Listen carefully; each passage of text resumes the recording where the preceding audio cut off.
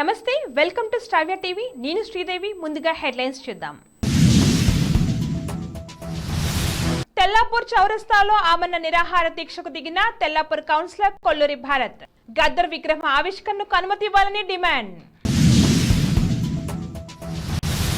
వాజేడులో ఘనంగా గణతంత్ర దినోత్సవ వేడుకలు చిరంజీవికి పద్మవిభూషణ్ పై ఆర్జీవీ సెటైరికల్ ట్వీట్ సోదరుడు జగన్ వైసీపీ పార్టీకి కొత్త అర్థం చెప్పిన షర్మిల గాజాలో నరమేధం ఆపండి ఇజ్రాయెల్కు ప్రపంచ కోర్టు ఆర్డర్ షోయబ్ మాలిక్ పై ఫిక్సింగ్ ఆరోపణలు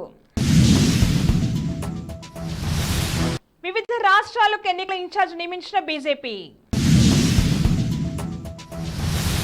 మాజీ ప్రధాని మొరార్జీ దేశాయ్ రికార్డును సమం చేయనున్న ఆర్థిక మంత్రి నిర్మలా సీతారామన్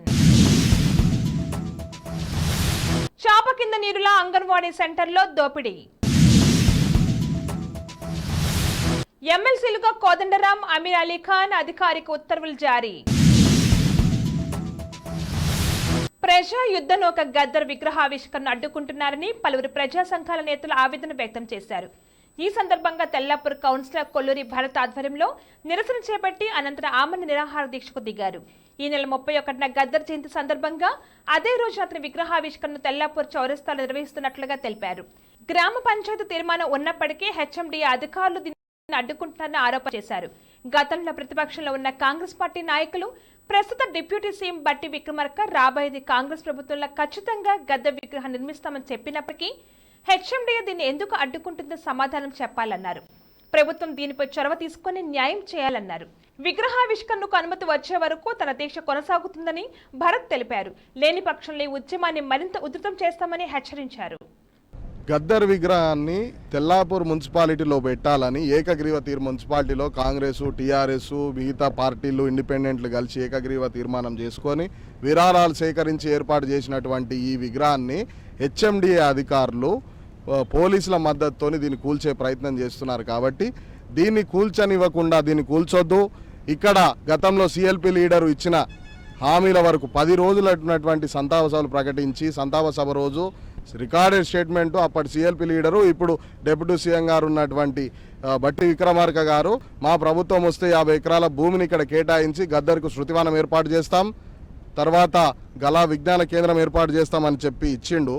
ఇచ్చిన మాట ప్రకారం తననే ఇన్వైట్ చేసి విగ్రహాన్ని ఏర్పాటు చేస్తుంటే హెచ్ఎండిఏ తలదూర్చి టోకల్ మేము ఇక్కడ ఉన్నటువంటి కాన్స్టిట్యూషనల్ బాడీని కూడా లెక్క చేయకుండా మున్సిపాలిటీ ఒక పాలక వర్గాన్ని కూడా లెక్క చేయకుండా వాళ్ళు కావాలని తలదూర్చి ఈ 2 రోడ్ల 100 ఫీట్లో ఉన్నటువంటి ఈ భూమిని మిగతా రియల్ ఎస్టేటర్లకు అమ్మాలన్న ఒక దురుద్దేశంతో ఈ స్టాచ్యూని ఇక్కడ పెట్టనీయకుండా వాళ్ళు అక్రమంగా నాన్ బెయిలబుల్ కేసులు పెట్టడానికి ప్రయత్నం చేస్తున్నారు. ఏదైతే 31st నాడు విగ్రహావిష్కరణకు పూనుకున్నారో ఒకవేళ ఆ రోజు కూడా జరగనీయకపోతే ఆ విగ్రహావిష్కరణ జరగనీయకపోతే తర్వాత మీ కార్యాచరణ ఎలా ఉండబోతున్నారు? జరగనిచ్చేంత వరకు ఆమరణ నిరాహార దీక్ష విడిచిపెట్టే లేదు, ఇక్కడే కూర్చొని ఉంటాం. ఇప్పటికే రాష్ట్రం నుంచి అనేక రకాల ఫోన్స్ వస్తున్నాయి. ఉస్మానియా నుంచి వచ్చింది, హెచ్యూ నుంచి వచ్చినాయి, పాండిచ్చేరి యూనివర్సిటీ నుంచి కూడా ఫోన్ వచ్చింది, నాకు జేఎన్యూ నుంచి వచ్చింది. అటువంటి యూనివర్సిటీల నుంచి కూడా చలో తెల్లాపూర్ అనే ప్రోగ్రామ్ని తీసుకొని వస్తున్నారు. ఇక్కడ అన్నటువంటి నేనైతే వచ్చిన వాళ్ళు కూడా అందరితో కలిసి ఎన్ని రోజుల వరకు వాళ్ళు పర్మిషన్ ఇవ్వకుండా ఉంటే అన్ని రోజుల వరకు అన్నం నీళ్లు ముట్టకుండా ఇక్కడే కూర్చుంటామని ఈ హెచ్ఎండిఏలకు, పోలీసులకు, ప్రభుత్వానికి తెలియజేస్తున్నాం. వాజేడులో ఘనంగా గణతంత్ర దినోత్సవ వేడుకలు నిర్వహించారు. తహసీల్దార్ ఆఫీస్, ఎంపీడీఓ కార్యాలయంలో గణతంత్ర దినోత్సవ వేడుకలు ఘనంగా నిర్వహించారు. అలాగే పోలీస్ స్టేషన్లో ఎస్ఐ సిహెచ్ వెంకటేశ్వర్లు జెండా ఆవిష్కరణ చేశారు. మండలంలోని వివిధ గ్రామ పంచాయతీల్లో, ప్రాథమిక ఆరోగ్య కేంద్రాల్లో, పాఠశాల, అంగన్వాడీ కేంద్రాల్లో గణతంత్ర దినోత్సవ సందర్భంగా జెండా ఆవిష్కరించారు. ఈ కార్యక్రమంలో పోలీస్ సిబ్బంది, ఎంపీడీఓ సిబ్బందితో పాటు వీఆర్ఏలు, ఉపాధ్యాయులు, విద్యార్థులు, అంగన్వాడీ టీచర్స్, పరిశుద్ధ కార్మికులు, గ్రామ పెద్దలు తదితరులు పాల్గొన్నారు. గణతంత్ర దినోత్సవ వేడుకల సందర్భంగా కేంద్ర మెగాస్టార్ చిరంజీవికి భారత 2వ అత్యున్నత పురస్కారం పద్మవిభూషణ్ ప్రకటించిన విషయం తెలిసిందే. ఇదే అంశంపై తెలుగు సినిమా ఇండస్ట్రీలో చాలా మంది మెగాస్టార్కు ప్రశంసలు కురిపించిన విషయం తెలిసిందే. సినీ ఇండస్ట్రీతో పాటు పలు రాజకీయ ప్రముఖులు విషయం చెప్పారు. అయితే వివాదాస్పద దర్శకుడు రామ్ గోపాల్ వర్మ మాత్రం చిరంజీవికి పద్మవిభూషణ్ పై ట్విట్టర్లో సెటైర్లు వేశారు. తాను పద్మసుబ్రహ్మణ్యం, బిందేశ్వర్ పాఠక్ పేర్లు వినలేదని, అదే వరుసలో మెగాస్టార్ ఉంటారు, తాను అవార్డు రావటం పట్ల ఆశ్చర్యానికి గురి కాలేదు, ఒకవేళ చిరంజీవి గారు సంతోషంగా ఉంటే తాను సంతోషంగా ఉన్నట్లు నటిస్తానంటూ కామెంట్ చేశారు. ఇది చూసి నెటిజన్లు ఆర్జీవీపై ఫైర్ అవుతున్నారు. నీ బాధ ఏంటి, ప్రశంసించడం నేర్చుకో, నీకు ఎందుకు ఎవరు అవార్డు ఇవ్వటం లేదు మరి అంటూ కామెంట్లు పెడుతున్నారు. ఏపీ కాంగ్రెస్ చీఫ్ షర్మిల మరోసారి తనదైన శైలిలో అధికార వైసీపీ పార్టీపై సోదరుడు సీఎం జగన్ విమర్శలు కురిపించారు. సోదరుడు జగన్ వైసీపీ పార్టీకి షర్మిల కొత్త అర్థం చెప్పారు. శనివారం షర్మిల కాంగ్రెస్ నాయకులతో కలిసి గుండ్లకమ్మ ప్రాజెక్టును సందర్శించారు. ప్రాజెక్టు నిర్వహణ తీరును చూసి ప్రభుత్వంపై మండిపడ్డారు. ఈ సందర్భంగా షర్మిల మాట్లాడుతూ వైఎస్ఆర్ ప్రారంభించిన గుండ్లకమ్మ ప్రాజెక్టును జగన్ ప్రభుత్వం పట్టించుకోవడం లేదని, ప్రాజెక్టు నిర్వహణకు ఏడాదికి ₹1 కూడా కేటాయించడం లేదని నిప్పులు చెరిగారు. ప్రాజెక్టు నిర్వహణకు ఏడాదికి ₹1 కూడా కేటాయించడం లేదని నిప్పులు చెరిగారు. వైఎస్ ప్రారంభించిన ప్రాజెక్టును పట్టించుకొని మీరా వైఎస్ రాజశేఖర రెడ్డి ఆశ నిలబెట్టే వాళ్ళని ప్రశ్నించారు. వైఎస్ఆర్సీపీలో వైఎస్ఆర్ లేడని, వైఎస్ఆర్ అంటే వైవి సుబ్బారెడ్డి, సాయిరెడ్డి, రామకృష్ణారెడ్డి అని షర్మిల వైఎస్ఆర్ కాంగ్రెస్ పార్టీకి కొత్త అర్థం చెప్పారు. వైఎస్ఆర్సీపీ పార్టీలో వైఎస్ లేడని, ఇది జగన్ రెడ్డి పార్టీ, నియంత పార్టీ అని సంచలన వ్యాఖ్యలు చేశారు. ప్రజలను ఆశయాల్లో గాలికి వదిలేసి బీజేపీకి బానిసైన పార్టీ అని తీవ్ర విమర్శలు చేశారు. వైఎస్ ప్రారంభించిన ఎన్నో ప్రాజెక్టులను అప్పటి చంద్రబాబు ప్రభుత్వం, ప్రస్తుత జగన్ సర్కార్ పట్టించుకోవడం లేదని షర్మిల ఫైర్ అయ్యారు. గాజాపై ఇజ్రాయెల్ చేస్తున్న అమానవీయ దాడులను ఆపాలని కోరుతూ దక్షిణాఫ్రికా సహా పలు దేశాల దాఖలు చేసిన పిటిషన్పై అంతర్జాతీయ న్యాయస్థానం శుక్రవారం కీలక తీర్పు ఇచ్చింది. గాజాలో సైనిక కార్యకలాపాలను వెంటనే నిలిపివేయాలని ఇజ్రాయెల్ను ఆదేశించింది. గాజా ప్రజలకు శారీరక, మానసిక నష్టం జరగకుండా చూడాలని నిర్దేశించింది. గాజాలో ఇజ్రాయెల్ ఆర్మీ నరమేధానికి పాల్పడకుండా చూడాల్సిన బాధ్యత ఇజ్రాయెల్ ప్రభుత్వం పైనే ఉంటుంది. గాజాలో మానవతా పరిస్థితిని మెరుగుపరిచేందుకు చర్యలు తీసుకోవాలని అంతర్జాతీయ న్యాయస్థానం సూచించింది. ఈ ఆదేశాల అమలుకు ఇజ్రాయెల్ తీసుకున్న చర్యలపై 1 నెలలోగా నివేదిక ఇవ్వాలని కోరింది. బులెటిన్లో షార్ట్ బ్రేక్ తీసుకుందాం.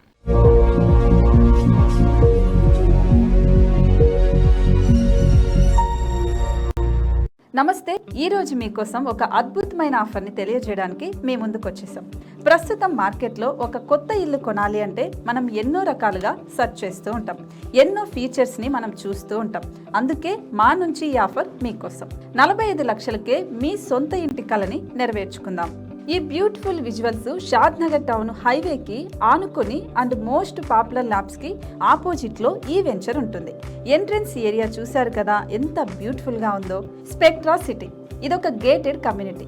120 గజాల డబుల్ బెడ్రూమ్ హౌసెస్ ఇందులో కన్స్ట్రక్ట్ చేయబడి ఉన్నాయి. ప్రతిష్టాత్మక సంస్థ స్పెక్ట్రా సిటీ మీకు అందిస్తోంది డబుల్ బెడ్రూమ్ ఇండివిజువల్ హౌసెస్.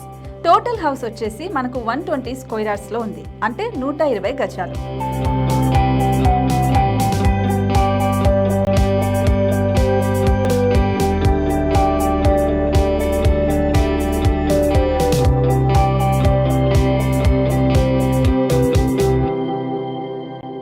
దేనికి ఆలస్యం, మన ఇంటిని చూసేద్దాం రండి. ఇక్కడ చూశారు కదా, మనకు ఎంట్రన్స్ లోనే హాల్ ఉంటుంది. హాల్ అనేది 15x16 ఇంచెస్ లో ఉంటుంది. ఇప్పుడు చూస్తున్నట్లయితే మాస్టర్ బెడ్రూమ్. ఈ మాస్టర్ బెడ్రూమ్ అనేది మనకు 12x10 ఇంచెస్ వస్తుంది. దీనికి అటాచ్డ్ బాత్రూమ్ కూడా ఉంటుంది. ఇప్పుడు చూస్తుంది సెకండ్ బెడ్రూమ్. ఇది కూడా 12x10 ఇంచెస్ వస్తుందండి. ఈ బెడ్రూమ్ కి నెక్స్ట్ మనం ఇప్పుడు కిచెన్ లోకి ఎంటర్ అయిపోతున్నాం. కిచెన్ అయితే ఈక్వల్ ఇంచెస్ లో ఉంది. 8.5x8.5 విస్తీర్ణంలో ఉంది. అండ్ ఈ వరండా టెర్రస్ పైకి దారి కూడా ఉంది.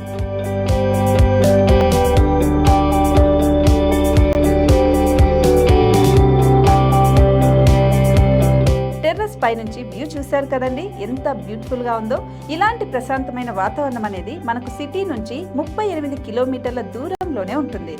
ఇంకా వరండా అండ్ పార్కింగ్ ప్లేస్ అలాగే ఓపెన్ స్పేస్ తో కలుపుకొని మనకు 18 చదరపు గజాలు ఉంటుంది. ఓపెన్ స్పేస్ తో 102 చదరపు గజాల కన్స్ట్రక్షన్ తో ఈ ఇల్లు డిజైన్ చేయబడి ఉంది.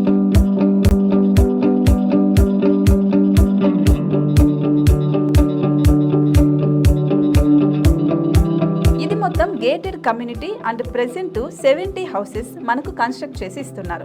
అందులో 45 హౌసెస్ మాత్రం సేల్ అయిపోయాయి. ఇంకా 25 మాత్రమే ఉన్నాయి. అలాగే లిమిటెడ్ ఎడిషన్స్ మాత్రమే ఉన్నాయి. హైవే రోడ్డు నానుకొని తూర్పు పడమర ఫేసింగ్ కి నిర్మాణమై ఉంటాయి. షాద్ నగర్ లో MSN ల్యాబ్ కి ఎదురుగా ఉంది ఈ డబుల్ బెడ్రూమ్ ఇండిపెండెంట్ హౌసెస్. మిమ్మల్ని ఆహ్వానిస్తున్నాయి. మనకి వెంచర్ ఓవరాల్ గా ఎగ్జిట్ నెంబర్ 16 నుంచి 38 కిలోమీటర్లు వస్తుంది. అలాగే కొత్తూరు జంక్షన్ నుంచి 15 కిలోమీటర్స్ మాత్రమే ఉంటుంది.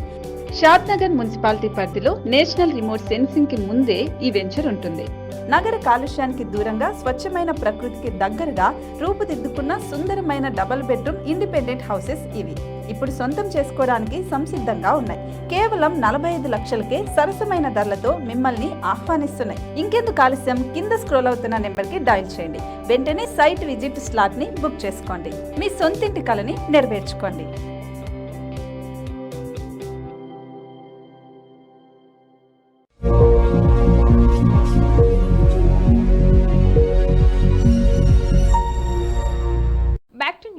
పాకిస్తాన్ వెటన allrounder Shoaib Malik match fixing ఆరోపణలు ఇరుక్కున్నాడు.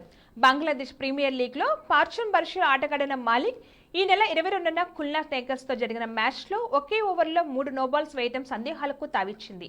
ఆ ఓవర్లో తను 18 రన్స్ ఇచ్చుకున్నాడు. అటు జట్టు కూడా ఓటమి పాలైంది. అలాగే అర్ధంతరంగా తను దుబాయ్కి వెళ్లిపోయాడు. ఓ ఆఫ్ స్పిన్నర్ ఇన్ని నోబాల్స్ వేయడాన్ని తీవ్రంగా పరిగణించిన ఫ్రాన్స్ యాజమాన్యం మాలిక్తో ఒప్పందాన్ని రద్దు చేసుకున్నట్లుగా ఓ క్రీడా విలేకరి ఎక్స్లో పోస్ట్ చేశాడు. అయితే షోయబ్ మాత్రం ఈ కథనాలను తోసిపుచ్చాడు.